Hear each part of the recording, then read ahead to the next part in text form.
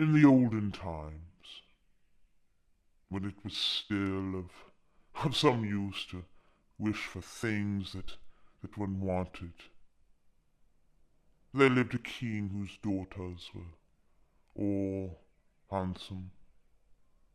The youngest one, oh, she was so beautiful that the sun himself, who had seen so much, wondered each time he shone over her because, well, her beauty.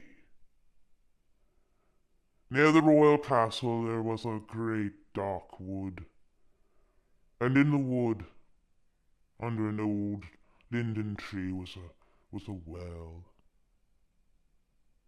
And when the day was hot, the king's daughter used to go forth into the wood and sit by the brink of that cool well. And if the time seemed long, well, she would take out a golden ball and throw it. She would throw it up in the air and catch it. This was her favorite game. Now it so happened that one day the golden ball, instead of falling back into the maiden's little hand, which sent it aloft, why it dropped all the way down near to the edge of the well, and it rolled right in. The king's daughter followed it with her eyes as it sank, but oh, that well was so deep and so dark. She could not see her ball. And then she began to weep, and she wept and wept, as if she could never, ever be comforted. Now in the midst of her weeping, she heard a voice saying, "What are all this wailing about? What ails thee, king's daughter? Why, tears would melt the heart of stone." And when she looked up to see where that voice was coming from, well, there was nothing but a frog stretching out his thick, ugly head out of the water. "Oh, oh, it is you, old waddler," said she. "I weep because my golden ball has fallen down into that well." "Never mind, do not weep," answered the frog. "I can help you. But what will you give me if I fetch up your ball again?" "Whatever you like, dear frog," she said. "Any of my clothes, my pearls, my jewels, or even the golden crown that I wear." "Thy clothes, thy pearls, jewels, thy golden crown? Why, none of that is for me," answered the frog. "But if thou wishest for that ball, and you would love me, and have me for thy companion and playfellow, well, I would get it for you. Just if I get the ball, you will let me sit by thee at the table, and eat from thy plate, and drink from thy cup, and sleep in thy little bed. If thou wouldst promise me all of these things, then I will dive below the water and fetch that golden ball for you." "Oh, oh yes," she answered. "I will promise. I will promise to all that you said, whatever you want, if you will only get me my ball back again." And she thought to herself, "Oh, what nonsense he talks, as if he could do anything but sit in the water and croak with the other frogs. Ugh, could he possibly be anyone's companion? Oh, but I want my ball." But the frog, as soon as he heard her promise, drew his head under the water and sank down out of sight. After a while he came to the surface again with the ball in his mouth, and he threw it up onto the grass. The king's daughter was overjoyed to see her pretty little plaything again. She caught it up and she ran off with it. "Stop! Stop!" cried the frog. "Take me with you! I cannot run as fast as you." It was of no use, for croak, croak after her as he might, she would not listen to him. She made haste to her home, and very soon forgot all about that poor frog that she had made that promise to.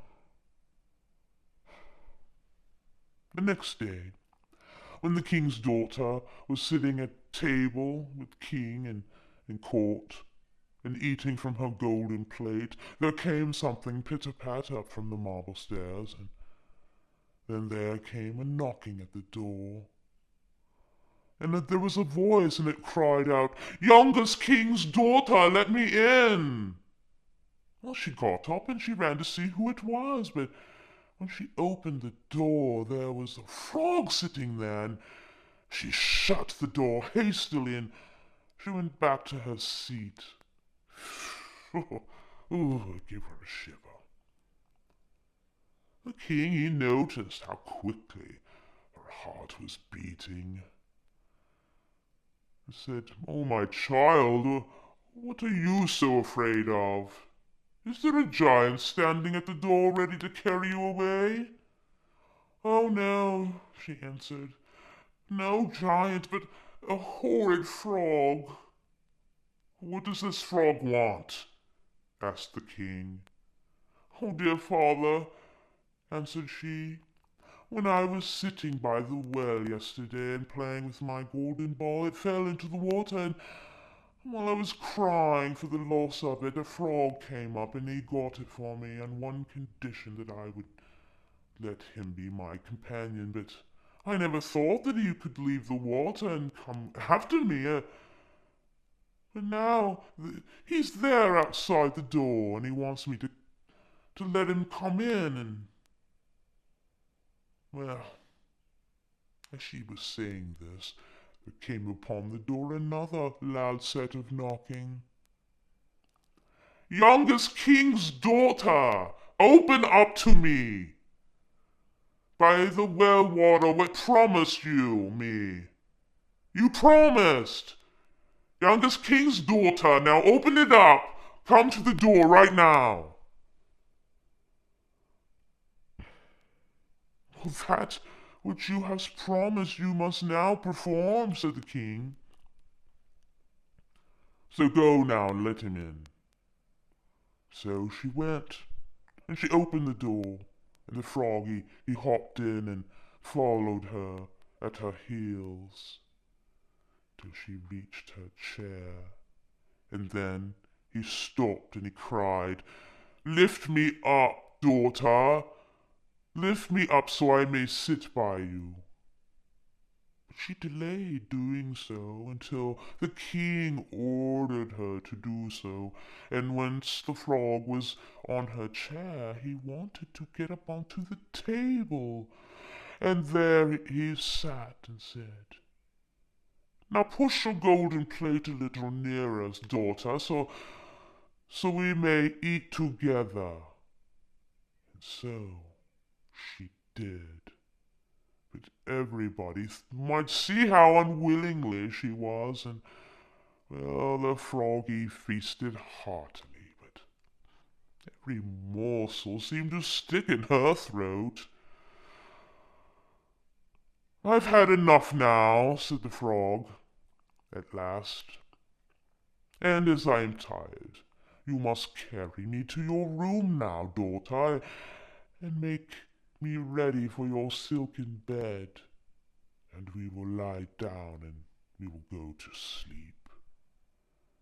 Then the king's daughter began to weep, and she was so afraid of the cold frog Nothing, nothing could satisfy him, but he must sleep in her pretty clean bed, because the king was watching, and the king started to grow angry with her, saying, "That which thou hast promised to thy time of necessity thou must now perform." So she picked up the frog with her finger and her thumb, and she carried him downstairs and put him in the corner of her room. And when she had lain down to sleep, he came creeping up and said, "I am tired. I want to sleep as much as you. Take me up. Take me up, or I will tell your father." And then she felt beside herself with rage. Picking him up, she threw him with all of her strength against the wall, crying, "Now you will be quiet, you horrid frog."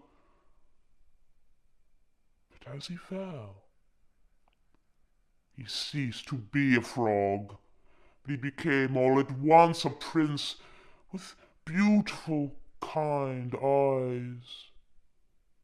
It came to pass that, with her father's consent, they became bride and bridegroom. And he told her how a wicked witch had bound him by her spells, and how no one but she alone could have released him, and that they two would go together to her father's kingdom. And there came to the door a carriage drawn by 8 white horses, with white plumes upon their heads, with golden harnesses, and behind the carriage was standing faithful Henry, the servant of the young prince. Now faithful Henry had suffered such care and pain when his master was turned into a frog, that he had been obliged to wear 3 iron bands over his heart, and keep it from breaking with trouble and anxiety. When the carriage started to take the prince to his kingdom, and faithful Henry had helped them both in, he got up behind it, and full of joy at his master's deliverance, they went upon their way. When they were halfway there, the prince heard a sound at the back of the carriage, as if something had broke. And he turned around and he cried, "Henry, the wheel must be breaking." "The wheel does not break. 'Tis the band round my heart, that to lessen its ache, when I grieved for your sake, I bound it round my heart." Again, and yet once again, there was the same sound, and the prince thought it must be a wheel breaking. But it was the breaking of the other bands, faithful Henry's heart, because it was now so relieved and so happy. Ever, ever so